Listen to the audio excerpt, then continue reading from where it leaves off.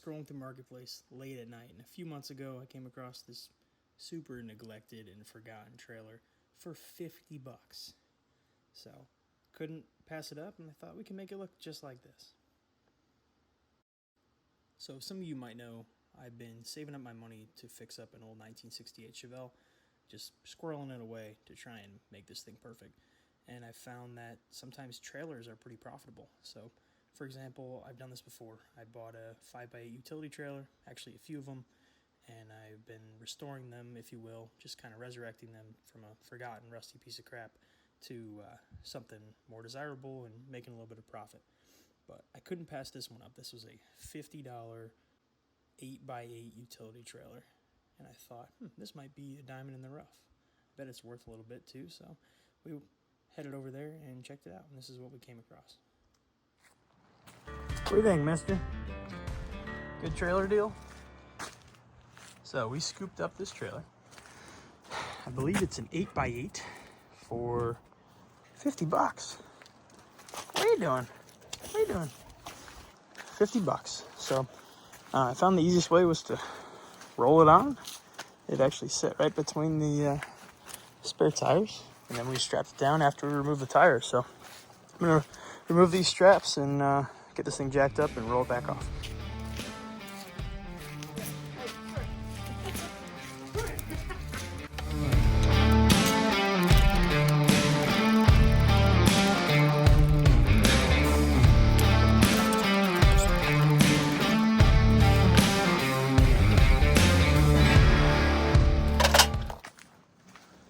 All right, we're back in business. We got the whole car hauler all scrubbed up. I didn't plan on taking it back out this winter. I just washed it and stored it away, but it's worth the trip. So this is what it started out looking like. Now it's all shined up.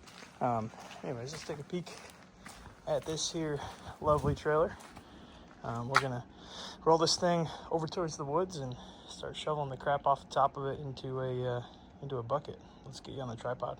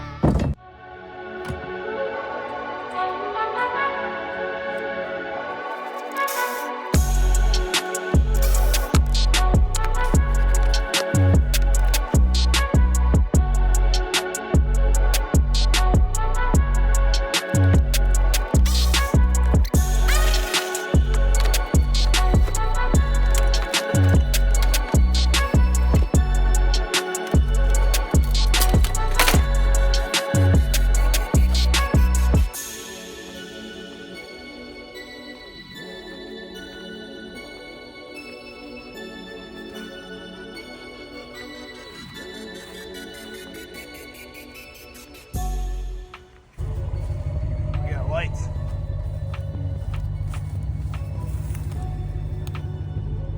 One of the bulbs is out. We're gonna take the bulb out now.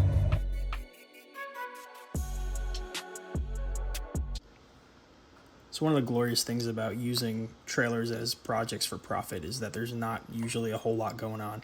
So someone like myself who's not necessarily trained, just been figuring things out for a few years, can kind of delve in and fully service these. So the first thing you'll see when you go to service these axles is the grease cap. Pop the grease cap off. Behind that, you got an axle nut. Pull the cotter pin out. There's supposed to be a spindle washer between that nut and the inner bearing. And then the inner bearing rides on an inner race.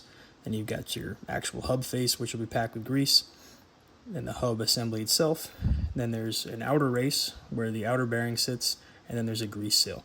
So when I go to inspect these, the first thing I do is I try and get the hub off, take a peek at the actual seal on the backside right before the outer bearing, and it gives me an idea of whether I'm going to need to service everything, but it's peace of mind too. I want to know I'm selling a good product, so I usually opt to replace the seals due to age, so that's what I opted to do with this trailer as well.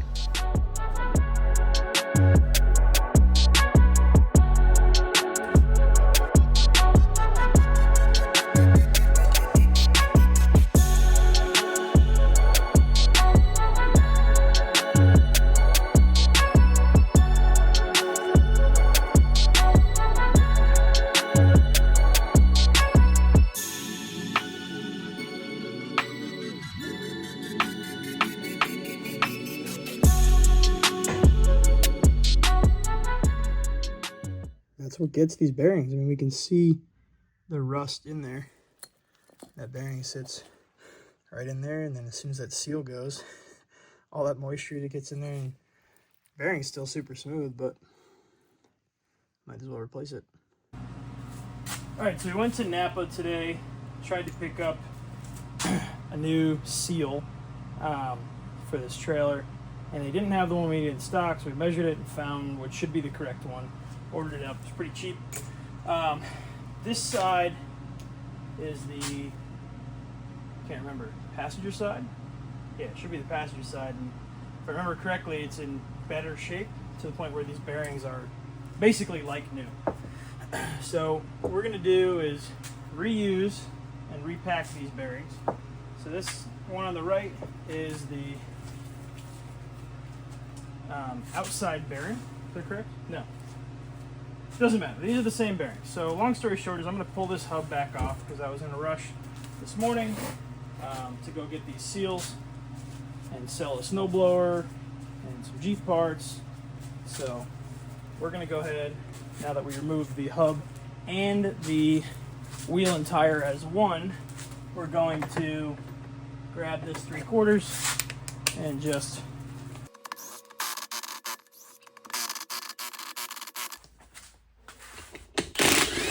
there we go.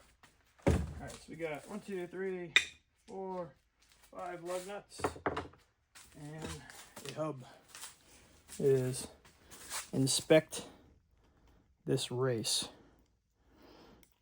which just by feel already feels pretty good. This grease is it's pretty decent, right? We could just pack these bearings full and put it all back together, but I'd rather just fill this with new grease and then know that I'm golden, because it kind of feels a little bit on the watery side when it comes to viscosity. So we're going to get all this gunk out, and then we're going to clean these bearings off. We're going to brake clean everything, wipe it all out, and then pack this full of grease, repack those bearings, and then we'll pick up our new seals tomorrow. So I'll set you guys up on the tripod and we'll get into it.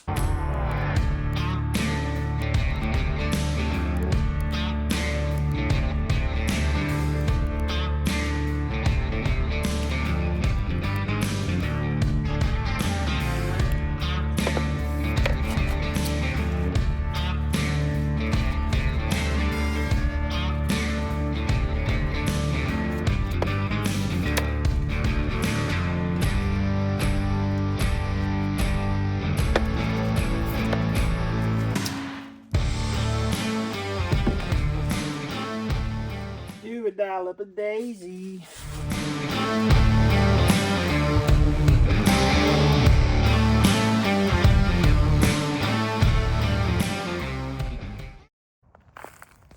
Got the hubs all cleaned up and greased up. Waiting on new seals tomorrow. Look how bad that tire is. This one's perfect. Holy crap. Just gotta pick up some wood decking.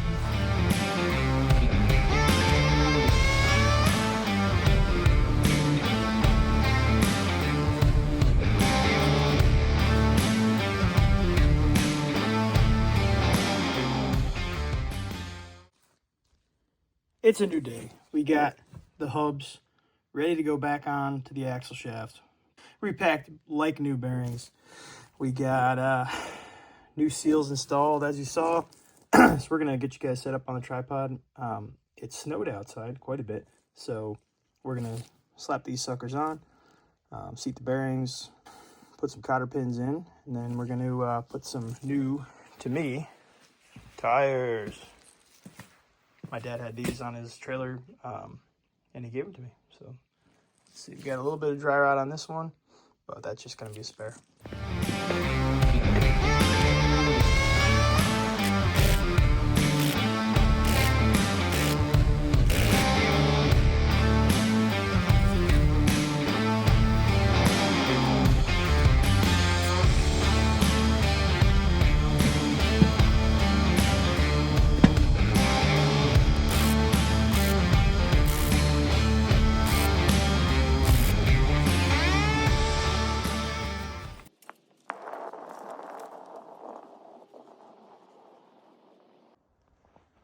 All right, let's get this thing defrosted in the garage.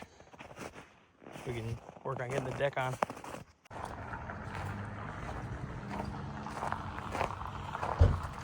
She's dialed. Trailer complete, ready to sell.